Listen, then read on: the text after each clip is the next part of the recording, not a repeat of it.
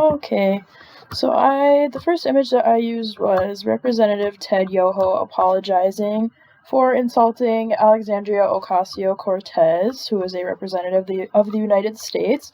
You can see here that he called her, I don't want to say that, but within earshot of a reporter from the Hill newspaper. That is still unconfirmed, but she made a statement saying that she ran into Ted Yoho on the steps of the Capitol where she was going to go vote, and he called her disgusting, crazy, out of her mind, and dangerous.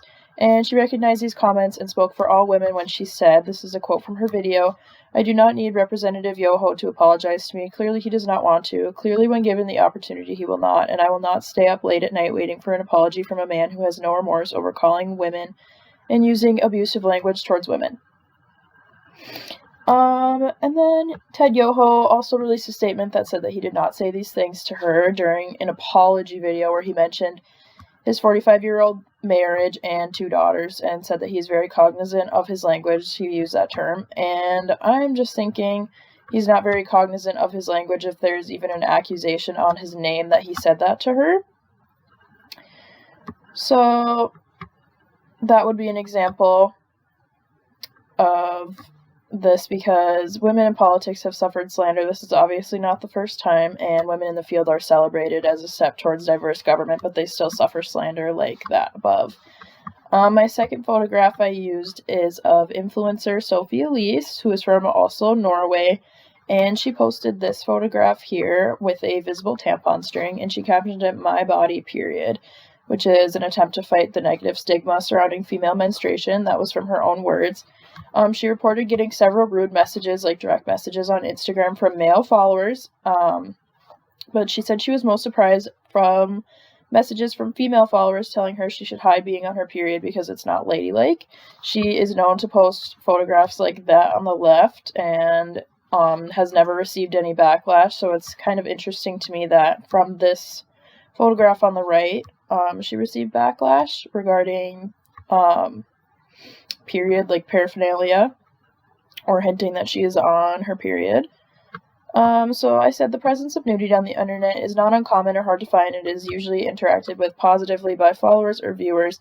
Scandalous photos of the influencer are never controversial among her fan base, but the imagery of feminine hygiene products is uncalled for and disgusting. I think that's a really good example of a double standard, because Instagram users don't mind nudity, but if it's suggestive or anything of that sort about menstruation, they are very angry about it, from my experience anyway. Third image that I used is an image from Instagram showing a model posting her body using cutout male nipples, because Instagram blocks images of the female areola instead of the male areola. So this is a picture of a woman, and she posted this, but instead of using her own nipples, she cut out male nipple stickers. Oops. And then when Instagram was asked about this, they said that they themselves don't block it, but they would be violating the Apple App Store's policy for inappropriate content if they were to allow images of the female nipple.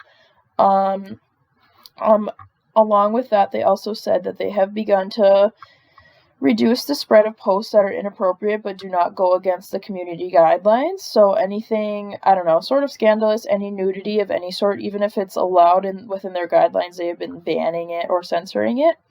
Limiting these types of posts from being recommended on our Explore or hashtag pages, they said in an announcement. For example, a sexually suggested post will still appear in your feed if you're following the account that posts it, but this type of content may not appear for the broader community in Explore or hashtag pages. It doesn't sound very bad. It just sounds like they're kind of doing some maintenance along their Explore page, but an increased amount of women and members of the LGBTQ community have reported their accounts being deleted, flagged, and shadow bans for a variety of reasons, none of which were violating the community guidelines. And then it was actually a study, so after these women mentioned above changed their account to say that they were male, Instagram users reported more involvement and engagement on their profiles.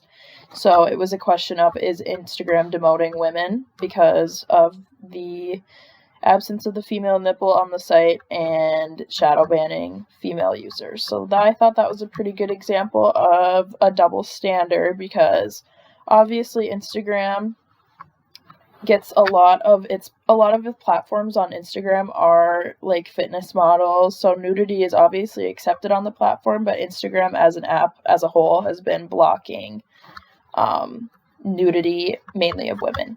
Thank you.